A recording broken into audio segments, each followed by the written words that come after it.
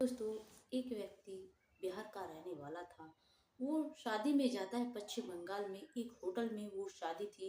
लेकिन जैसे ही होटल में जाता है और एक महिला को देखता है, एक वेटर के लिबास में, जो वहाँ पर एक वेटर का काम कर रही थी, उसे देखकर तंग रह जाता है। फिर सोचता है नहीं कोई और होगी, लेकिन फिर पास में जाकर देखता है, आवाज लगाता है, तो एकदम तुरंत मुड़कर देखती है। वो समझ जाता है ये तो वही महिला है जो कि 5 साल पहले उसने उसको देखा था, जो कि गहने जेवरात से लदी रहती थी और उसके पास में धन दौलत की किसी चीज की कोई कमी नहीं थी, और अब एक वेटर के काम कर रही है। ऐसा क्या हुआ उस महिला के साथ में दोस्तों? आइए जानते हैं इस कहानी में। प्लीज वीडियो को लाइक और सब्सक्राइब जरूर कर दीजिएगा ताकि मेरा हौसला बना रहे। दोस्तों, ये कहानी है पश्चिम बंगाल की। जो एक व्यक्ति पश्चिम बंगाल का रहने वाला, जिसका नाम, दोस्तों, ये कहानी है पश्चिम बंगाल के रहने वाले एक व्यक्ति की, जो दिल्ली में आकर रहने लगा था। उसकी आयु 15 साल थी और वो दिल्ली आकर ज्वेलर्स का काम करने लगता है। उस व्यक्ति का नाम मोहन प्रसाद होता है। मोहन प्रसाद वहीं पर काम करता है ज्वेलर्स का। उसे वहाँ पर काम करते करते 30 साल गुजर जाते हैं और एक इतना अच्छा ज्वेलर्स बन जाता है, इतना अच्छा कारोबार हो जाता है कि लोग दूर दूर तक उसके पास आने लगते हैं दोस्तों। लेकिन एक ही कमी थी उसके पास में, जो उसकी शादी नहीं हुई थी। फिर वो अपने जाता है गांव पश्चिम बंगाल और वहां पर जाकर एक लड़की से शादी कर लेता है, एक गरीब लड़की से, क्योंकि कोई अच्छा व्यक्ति तो उससे अपनी लड़की नहीं दे सकता था, क्योंकि उसकी आयु काफी ज्यादा हो चुकी थी। वो एक 20 वर्ष की लड़की से शादी करता है।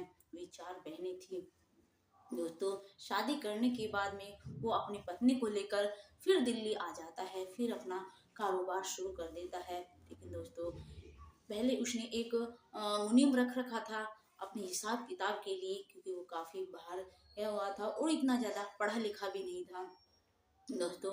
लेकिन उसकी पत्नी ने इंटर क्लास की हुई थी। वो मुनीम को हटा देता है और अपनी पत्नी के हाथ में सब कुछ हिसाब हिसाब हिसाब किताब सौंप देता है। उधर उसकी पत्नी सब कुछ जो है बहुत जल्द समझ जाती है, हिसाब किताब मतलब अपने हाथ में ले लेती है दोस्तों। समय ऐसे ही गुजरता रहता है। एक दिन एक जो मोहनदास है, उनकी दुकान पर एक व्यक्ति आता है और वो व्यक्ति का नाम राजेश होता है, जिसने मोहनदास ने उसको काम सिखाया था। करीबन उसने वहां पर 5 सालों तक काम सीखा था। 2015 से राजेश ने वहां पर काम सीखा था और 5 सालों तक वहां पर काम किया है। जैसे वो सामान लेने के लिए वहां पर आता है, तो मोहनदास कहते हैं मैं तुम्हें सामान नहीं दूंगा, तुम बड़े बेईमान आदमी हो, तुम बड़ी चीज हटाया करते थे।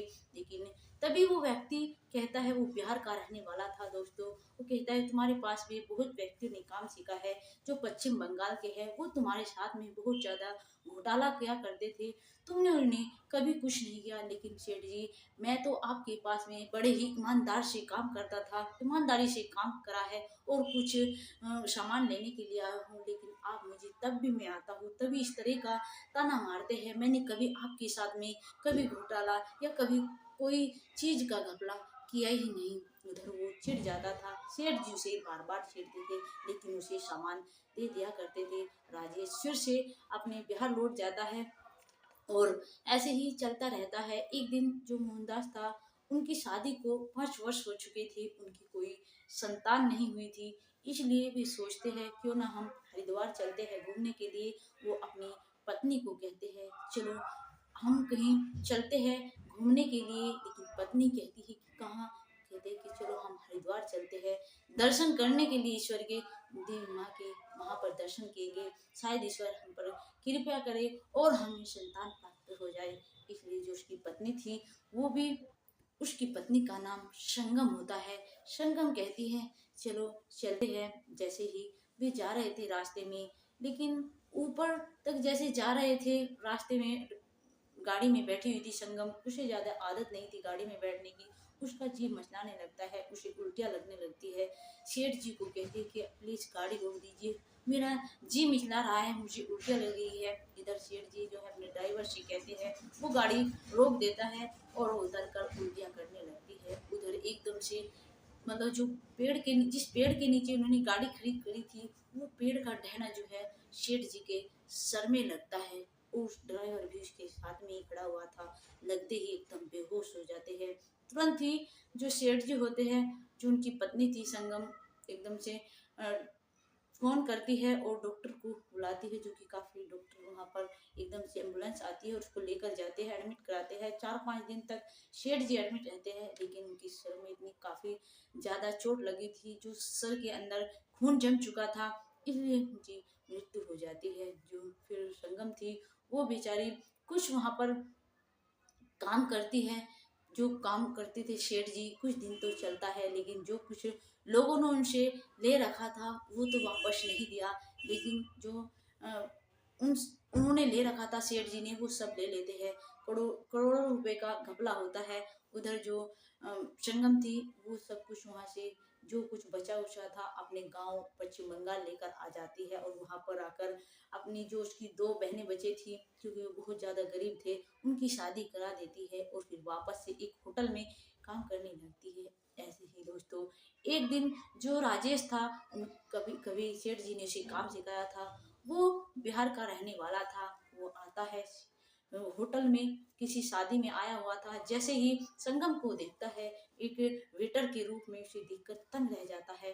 पहले तो उसे आवाज लगाने की कोशिश करता है, लेकिन फिर सोचता है कभी कोई और, फिर पास में जाकर जैसे ही देखता है और आवाज लगाता है सेठानी जी, तो वो तुरंत ही मुड़कर देखती है। वो भी अपनी उसे पहचान जाती है, नजरें नीचे कर लेती है। जो फिर कहते कि क्या हुआ है, क्या बात है, आप ऐसे हालत में वेटर के इसमें, और सेठ जी कहाँ हैं। जैसे ये बात सुनती है, संगम की आंखों से आंसू टपकने लगते हैं। संगम रोने लगती है, लेकिन उधर राजेश कहता है प्लीज चुप हो जाओ, और एक कोने में लेकर जाता है, उसे बैठाता है। कहता है ऐसी क्या बात हुई हो, तुम एक वेटर का काम क्यों कर रही हो, और सेठ जी कहाँ है। तुरंत ही संगम कहती है सेठ जी की मृत्यु हो गई है। वो तुरंत बताते हैं कि हम हरिद्वार गए थे घूमने के लिए, एक पेड़ का टहना उनके सर पर गिर गया, एक ड्राइवर था, उन दोनों की 2-4 दिन एडमिट रहे और फिर मृत्यु हो गई। वहां से सब कुछ दिल्ली से बेच बाच कर पश्चिम बंगाल आ गई थी। मैं पहले ही एक वेटर का काम करती थी और अब भी एक वेटर का काम करती हूँ। इस तरह से जब वो अपनी सारी कहानी बताती है राजेश को, और राजेश फिर संगम कहती है कि सेठ जी कहा करते थे अगर तुम्हें कभी राजेश से मुलाकात हो, अगर मुझे कुछ हो जाता है, जबकि वे एडमिट थे, तभी तो तुम राजेश को जो है मैनेजर बना लेना, वो बहुत ईमानदार व्यक्ति है। लेकिन तुरंत ही राजेश कहता है ऐसा कैसे हो सकता है, सेठ जी तो हमेशा मुझे मतलब मुझ पर शक करते थे और कहते थे तुम बेईमान आदमी हो। तभी कहती है नहीं, वे तुम्हें सिर्फ छेड़ते थे, तुम्हारे साथ में हंसी मजाक किया करते थे, वरना वे तुम्हारी बहुत तारीफ करते थे कि दिल का बहुत सच्चा है और ईमानदार है। लेकिन वे ये भी कहते थे अगर मुझे कुछ हो गया तो तुम राजेश से शादी कर लेना। दोस्तों, राजेश को भी संगम बहुत अच्छी लगती थी, और फिर एक वफादार था, और फिर ऊपर से उसकी भी शादी नहीं हुई थी। कहीं ना कहीं उसको भी उससे चाहत हो गई थी।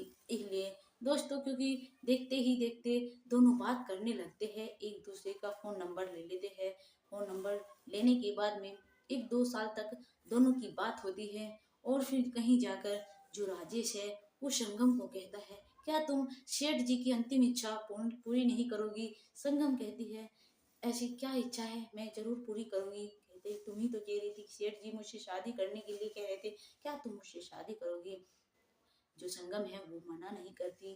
राजेश संगम से शादी कर लेता है और फिर जो है अपना बिजनेस दोबारा से शुरू कर देता है और एक अच्छी जिंदगी जीने लगते हैं। दोस्तों, ये कहानी है 2023 की, जो उनके एक अब एक बेटा है और अपनी एक अच्छी खासी लाइफ जी रहे हैं। दोस्तों, हमारी ये कहानी आपको कैसी लगी प्लीज कमेंट में जरूर बताइएगा। अगर अच्छी लगी है तो चैनल को लाइक और सब्सक्राइब जरूर कर दीजिएगा। नमस्कार दोस्तों।